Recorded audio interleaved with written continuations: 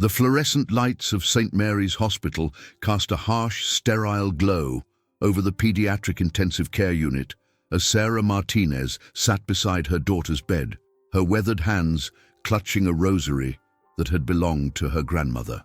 At 34, Sarah looked far older than her years. The stress of the past 6 months had carved deep lines around her eyes and turned her once vibrant black hair prematurely grey. "Mama," whispered a weak voice from the hospital bed. Sarah immediately leaned forward, her heart breaking as she looked at her 8-year-old daughter, Emma.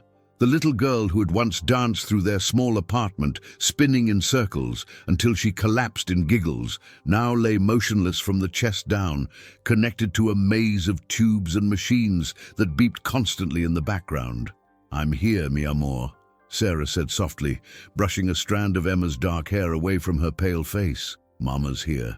Emma's large brown eyes, so much like her own, were filled with fear and confusion. "Mama, it's getting harder to breathe. The doctor said the paralysis might move up to my lungs. Am I going to die?" The question hit Sarah like a physical blow. She had been dreading this moment, when her intelligent, perceptive daughter would finally ask the question that had been haunting Sarah's nightmares for months. "No, baby," Sarah said, forcing her voice to remain steady even as tears threatened to spill over. "You're going to get better. Mama's going to make sure of it." But even as she spoke the words, Sarah knew how hollow they sounded. The experimental treatment that could potentially reverse Emma's condition cost $2.3 million, money that Sarah, a single mother working 2 jobs as a house cleaner and night shift waitress, could never hope to raise. The accident had happened 6 months ago. Emma had been riding her bicycle in their neighborhood when a drunk driver ran a red light and struck her. The impact had damaged her spinal cord, leaving her paralyzed from the chest down. But worse than the paralysis itself was the progressive nature of her condition. The inflammation was slowly spreading upward, and doctors warned that without the experimental treatment, it would eventually reach her diaphragm, making it impossible for her to breathe on her own. "Mrs. Martinez?" "Doctor." Rebecca Chen appeared in the doorway, her expression grave. Dr. Chen had been Emma's primary physician since the accident, and Sarah had come to read the subtle signs in the doctor's face that indicated good news or bad. Today, the news was clearly not good. "Can we speak privately?" Dr. Chen asked. Sarah kissed Emma's forehead. "I'll be right back, sweetheart. Try to rest." In the hallway, Dr. Chen's professional composure cracked slightly, revealing the genuine concern she felt for her young patient. "Sarah, I'm not going to sugarcoat this. Emma's condition has deteriorated since yesterday. The paralysis has progressed another 2 centimeters up her spine." Sarah felt the world tilt around her. "How long do we have? If the progression continues at this rate, perhaps 2 weeks before it affects her ability to breathe independently. The experimental treatment at Johns Hopkins is still our best option, but we don't have the money," Sarah finished bitterly. "I've applied for every grant, every charity program, every fundraising platform online. I've raised $47,000 in 6 months. It's not even close to enough." Dr. Chen placed a gentle hand on Sarah's shoulder. "There might be another option. There's a medical conference happening downtown this week. Some of the wealthiest philanthropists in the city will be attending. Many of them have foundations that support medical research and patient care. You think they might help? It's worth trying. The conference is at the Grand Meridian Hotel. There's a charity auction tonight to benefit children's medical research. If you could get in, maybe speak to some of the attendees." Sarah looked back toward Emma's room, where she could see her daughter's small form dwarfed by the hospital bed. "I don't have anything appropriate to wear to something like that. I can't afford—" "Sarah," Dr. Chen interrupted gently, "what do you have to lose?" That evening, Sarah stood outside the Grand Meridian Hotel, feeling completely out of place in her only dress, a simple black outfit she had worn to job interviews. The hotel's marble facade and gold-trimmed entrance intimidated her, but the thought of Emma struggling to breathe gave her the courage to walk through the revolving doors. The lobby was filled with elegantly dressed people holding champagne glasses and speaking in the refined tones of the wealthy and educated. Sarah felt every eye on her as she approached the registration desk for the charity auction. "I'm sorry, ma'am," the young woman behind the desk said with barely concealed disdain, "but this is a private event. Tickets were $500 per person." "Please," Sarah said, her voice barely above a whisper. "My daughter is dying. I just need to speak to someone who might be able to help." "Ma'am, I'm going to have to ask you to leave. Security." Sarah's heart sank as she saw two large men in suits approaching. But before they could reach her, a commanding voice cut through the lobby's chatter. "What seems to be the problem here?" Sarah turned to see a man in his early 40s approaching them. He was tall and impeccably dressed in a tailored tuxedo, with salt and pepper hair and piercing blue eyes. Everything about him radiated wealth and authority, from his confident stride to the expensive watch on his wrist. "Mr. Blackwood," the registration clerk said nervously, "this woman was trying to enter the auction without a ticket. We were just—" "I can handle this," the man, Mr. Blackwood, said dismissively. The security guards immediately backed away, and the clerk returned to her duties with obvious relief. Blackwood studied Sarah with an intensity that made her uncomfortable. "You said your daughter is dying." Sarah nodded, not trusting her voice. "What's wrong with her?" "Spinal cord injury from a car accident. The paralysis is spreading upward. Without treatment, it will reach her lungs in 2 weeks." The words tumbled out of Sarah in a rush. "There's an experimental treatment that could help her, but it costs $2.3 million. I've tried everything, fundraising, grants, charity applications. I'm desperate." Blackwood's expression remained unreadable. "And you thought you'd crash a charity auction to find someone to write you a check?" The dismissive tone in his voice made Sarah's cheeks burn with embarrassment.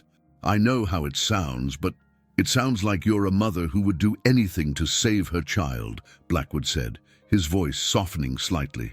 "What's your name?" "Sarah Martinez. My daughter is Emma." "How old is Emma?" 8. For a moment something flickered across Blackwood's face. Pain, perhaps, or recognition. But it was gone so quickly that Sarah wondered if she had imagined it. "Mr. Blackwood," a woman in an expensive gown approached them.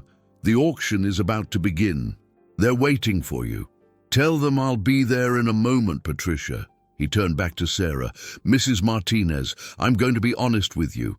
I receive dozens of requests for medical funding every week. Most of them are legitimate, heartbreaking cases like yours, but I can't help everyone." Sarah felt her last hope crumbling.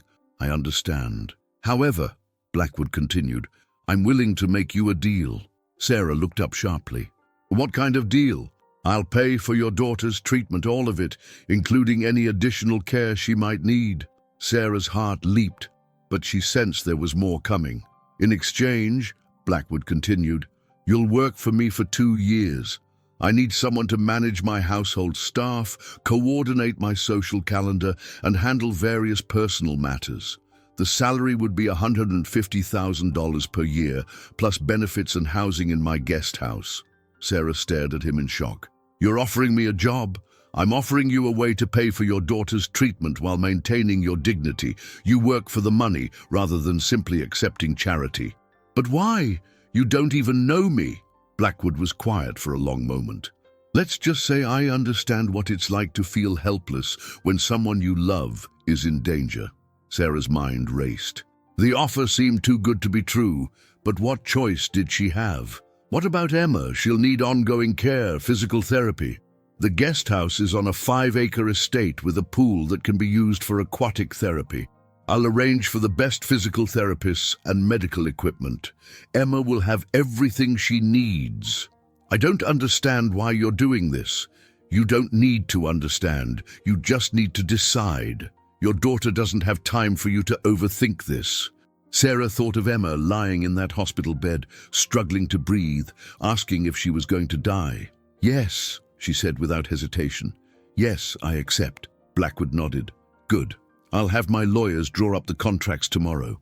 In the meantime, I'll contact Johns Hopkins tonight and arrange for Emma's immediate transfer and treatment." Just like that. Just like that. Blackwood pulled out his phone and began dialing. "Dr. Williams, it's Alexander Blackwood. I need you to prepare for an emergency patient transfer." As Sarah listened to Blackwood arrange her daughter's treatment with the casual efficiency of someone accustomed to making things happen with a phone call, she felt a mixture of overwhelming gratitude and deep unease. This man, Alexander Blackwood, had just offered to save her daughter's life, but she couldn't shake the feeling that there was more to his offer than simple philanthropy.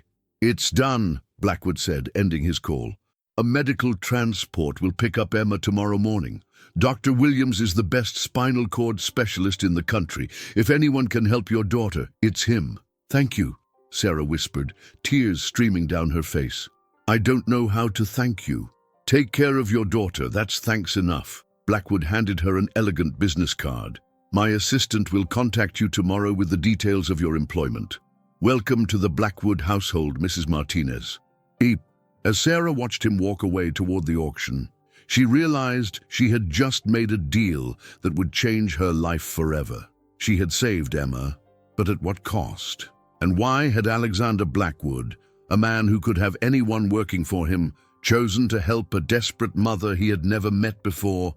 The questions would have to wait.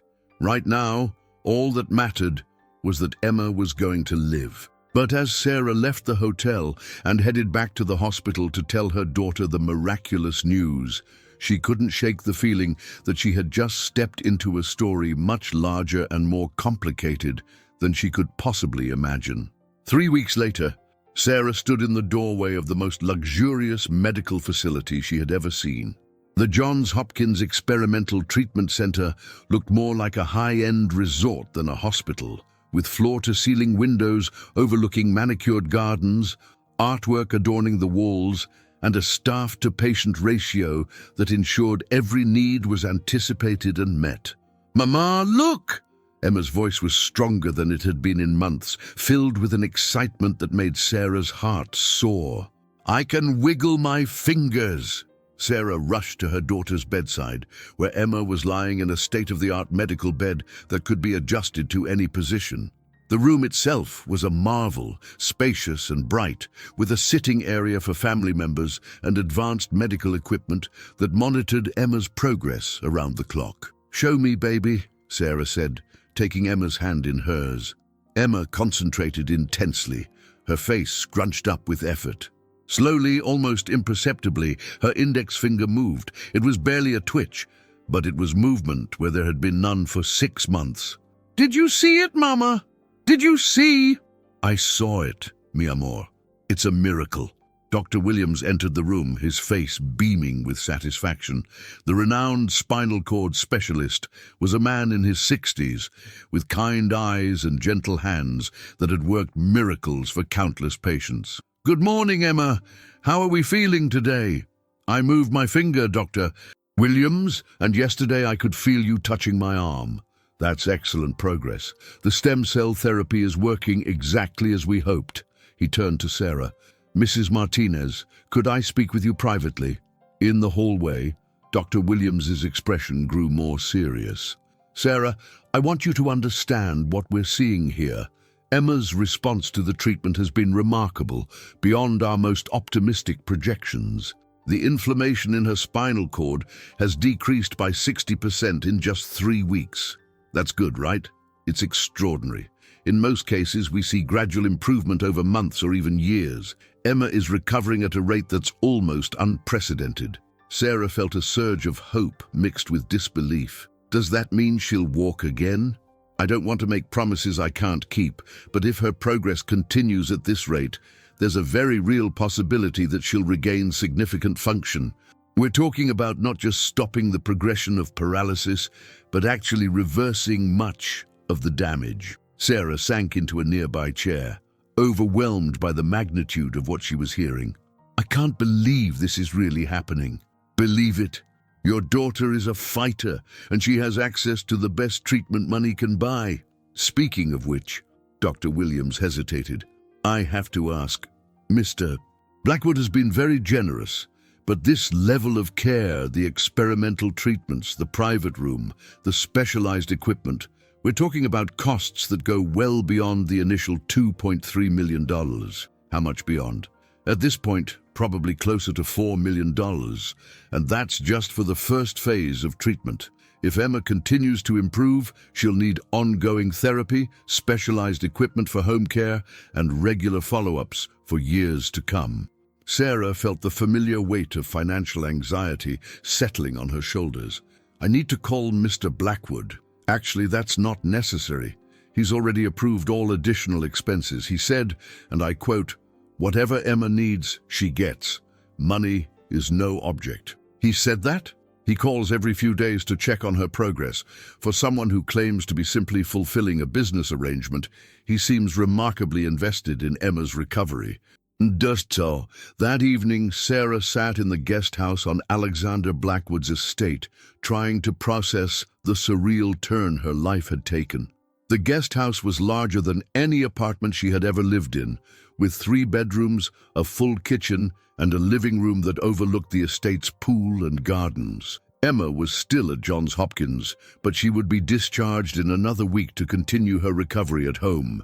The pool had already been modified with specialized equipment for aquatic therapy, and a team of physical therapists had been hired to work with Emma daily.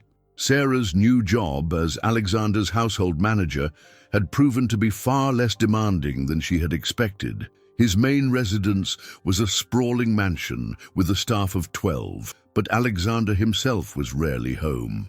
He traveled frequently for business, and when he was in town, he spent most of his time in his home office or attending social functions. The few interactions Sarah had had with her employer had been professional, but distant. He asked about Emma's progress, ensured that Sarah had everything she needed, and then retreated to his private world. It was as if he was deliberately maintaining emotional distance while providing everything they needed materially. Mrs. Martinez, Patricia Wells, Alexander's longtime assistant, appeared at the guest house door. "Mr. Blackwood would like to see you in his study." Sarah followed Patricia across the manicured grounds to the main house. Alexander's study was a testament to wealth and taste, floor-to-ceiling bookshelves, a massive mahogany desk, and windows that overlooked the estate's gardens. Alexander stood with his back to the door, looking out at the sunset. "You wanted to see me, Mr. Blackwood? Please, sit." He turned to face her, and Sarah was struck by how tired he looked. Despite his expensive clothes and perfectly groomed appearance, there were dark circles under his eyes and a tension in his posture that spoke of stress or grief. "I received an update from Dr. Williams today. Emma's progress is remarkable." "Yes, it's like a miracle. I don't know how to thank you for—" "You don't need to thank me," Alexander interrupted. "I told you this is a business arrangement." "Is it?" Sarah asked, surprising herself with her boldness. "Because Dr. Williams told me you've spent over $4 million on Emma's care, and you call the hospital regularly to check on her progress. That doesn't sound like a typical business arrangement." Alexander was quiet for a long moment, his blue eyes studying Sarah's face. "You're right. It's not typical." "Then why are you really doing this?"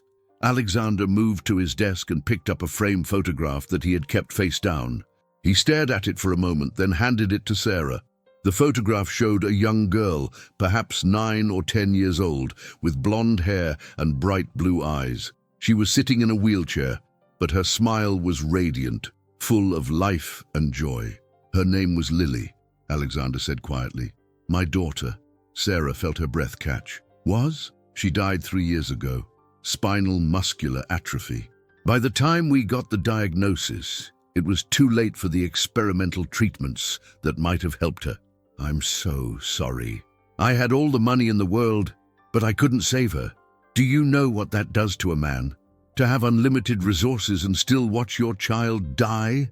Sarah looked at the photograph again, seeing the resemblance between Lily and her father in the shape of her eyes and the determined set of her jaw.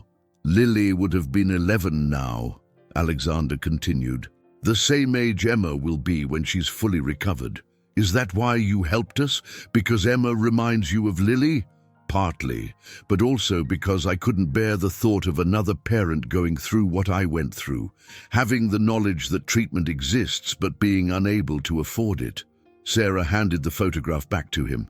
Thank you for telling me. There's something else you should know. The job I offered you, it's real, and I do need the help. But even after your 2-year commitment is up, Emma's medical care will continue to be covered for as long as she needs it. Mr. Blackwood, I can't accept. You're not accepting charity, Sarah. You're accepting what every child deserves, the chance to live a full, healthy life. Lily didn't get that chance, but Emma will. Sarah felt tears welling up in her eyes. Your daughter would be proud of what you're doing. I hope so. I hope she knows that her life meant something, that her death wasn't meaningless.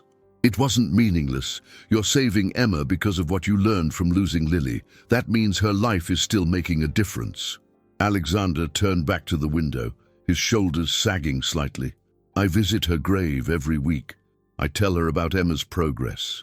It's probably foolish, but it's not foolish. It's love. They stood in comfortable silence for a moment, two parents bound together by their love for their daughters, one fighting to live, one living on in memory. Emma's coming home next week, Sarah said finally. I know. I've had the pool house converted into a therapy center. The equipment should be installed by tomorrow. You've thought of everything. I've tried to. Emma deserves every possible advantage in her recovery. And what do you deserve, Mr. Blackwood? The question seemed to surprise him. What do you mean? You've spent the last 3 years punishing yourself for something that wasn't your fault. When do you get to forgive yourself? When do you get to live again? Alexander was quiet for a long time. I don't know if I know how anymore. Maybe Emma can teach you. She's pretty good at showing people how to find joy in small miracles. As Sarah left the study and walked back to the guest house, she realized that the arrangement she had entered into was far more complex than a simple employer-employee relationship. She and Emma had become part of Alexander Blackwood's journey toward healing, just as he had become the instrument of Emma's physical recovery. The next week would bring Emma home, and with her, the beginning of a new chapter for all of them. Sarah could only hope that in saving her daughter, Alexander might also find a way to save himself. 6 months after Emma's return to the Blackwood estate, the sound of laughter echoed across the pool area as the 8-year-old girl took her first independent steps in the shallow end of the therapeutic pool. Her legs were still weak, and she needed the buoyancy of the water to support her weight, but she was actually walking, for the first time since the accident. Look, Mama. Look, Mr. Alexander, Emma called out, her face radiant with joy as she took another careful step forward. Sarah stood at the pool's edge, tears streaming down her face as she watched her daughter's miraculous progress. Beside her, Alexander Blackwood watched with an expression of wonder and something else, a healing of his own heart that had been taking place gradually over the past months. That's incredible, Emma, Alexander said, his voice thick with emotion. You're doing so well. Emma had taken to calling him Mr. Alexander, despite his protests that she should call him Mr. Blackwood. But there was something about the informal address that had broken down the walls he had built around his heart, and he had eventually stopped correcting her. Dr. Williams, who had driven out from Johns Hopkins for Emma's weekly evaluation, shook his head in amazement. In 30 years of practice, I've never seen a recovery quite like this. Emma, you're officially a medical miracle. Does that mean I can go back to school soon? Emma asked eagerly.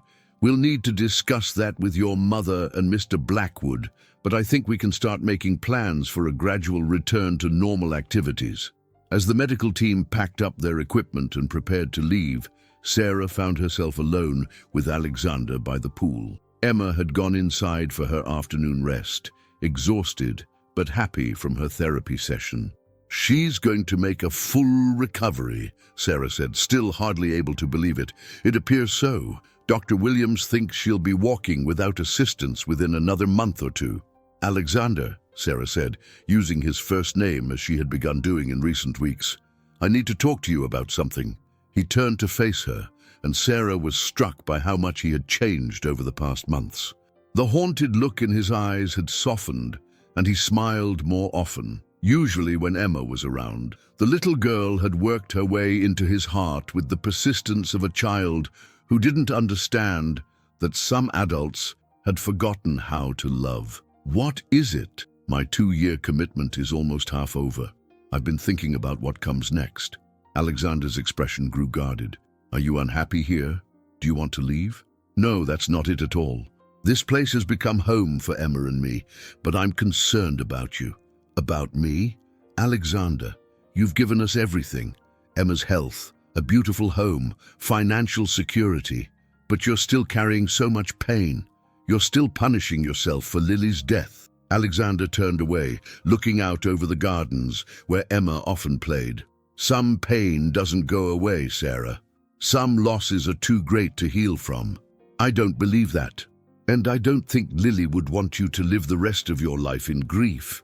You didn't know Lily." "No, but I know Emma, and I've watched how she's brought light back into your life. I've seen you smile when she tells you about her day, seen you worry when she's having a difficult therapy session. You're not the same man who offered me that job 8 months ago." Alexander was quiet for a long moment. "Emma reminds me of Lily in some ways. Her determination, her joy in small things. But she's also completely herself, unique and wonderful. She loves you, you know. She asks about you when you're traveling, worries that you work too hard, saves drawings to show you when you get home." "I love her too," Alexander admitted quietly. "And I love you." The words hung in the air between them, surprising them both. Sarah felt her heart skip a beat as she processed what he had just said. "Alexander, I'm sorry. I shouldn't have said that. You work for me, and Emma's recovery depends on our arrangement. I don't want to complicate things."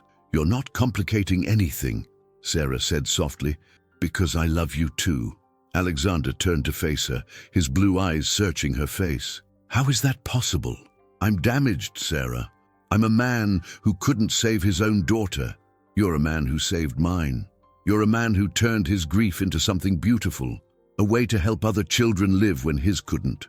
You're a man who opened his home and his heart to strangers because you couldn't bear to see another parent suffer the way you had. Sarah, I don't know if I can be what you and Emma need. I don't know if I remember how to be part of a family. Then let us teach you. Let Emma show you how to live with joy again. Let me show you that love doesn't always end in loss." Before Alexander could respond, Emma's voice called out from the house. "Mama!" "Mr. Alexander, come quick!" They rushed inside to find Emma standing in the living room, standing without support, without the pool's buoyancy, taking tentative but determined steps toward them. "Emma!" Sarah gasped, rushing to her daughter's side. "I wanted to surprise you," Emma said, beaming with pride. "Dr. Williams said I might be able to do it soon, so I've been practicing in secret." Alexander knelt down as Emma took careful steps toward him. When she reached him, she threw her arms around his neck in a fierce hug. "Thank you for saving me, Mr. Alexander. Thank you for giving me my legs back." Alexander held the little girl close, and Sarah saw tears streaming down his face. "Thank you for saving me too, Emma. I saved you. How? You showed me that miracles still happen. You showed me that love is stronger than loss." Emma pulled back to look at his face, her 8-year-old wisdom shining in her dark eyes. "Mama says you had a little girl who went to heaven." "Yes, I did. Her name was Lily.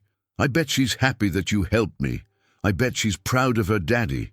Alexander's composure finally broke completely, and he sobbed as he held Emma close. Sarah knelt beside them, wrapping her arms around both of them, and for the first time in 3 years, Alexander allowed himself to feel the full weight of his grief and the full possibility of healing.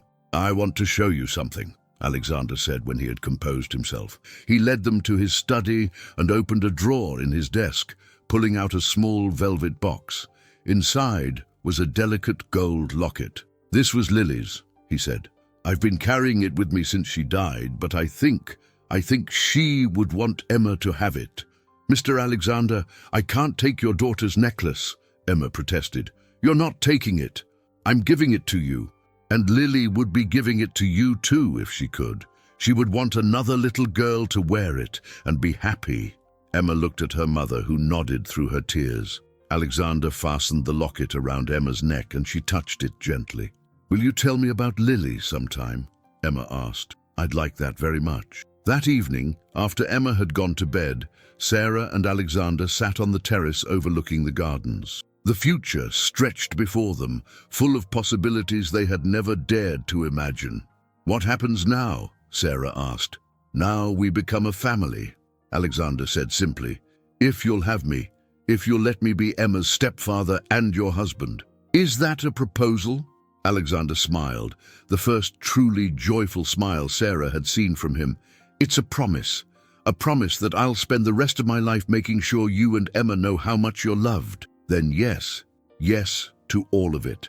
Lydie, as they sat together under the stars, Emma's laughter drifted down from her bedroom window, where she was talking to the framed photo of Lily that Alexander had given her. She was telling Lily about her day, about her progress in physical therapy, about how happy her mama and Mr. Alexander looked together. "I think your daughter would approve," Sarah said softly. "I think she would too. I think she sent you and Emma to me to show me that love doesn't end with death. It just finds new ways to grow." 6 months later, on a beautiful spring day, Emma walked down the aisle of a small chapel, her steps strong and sure, carrying flowers for her mother's wedding.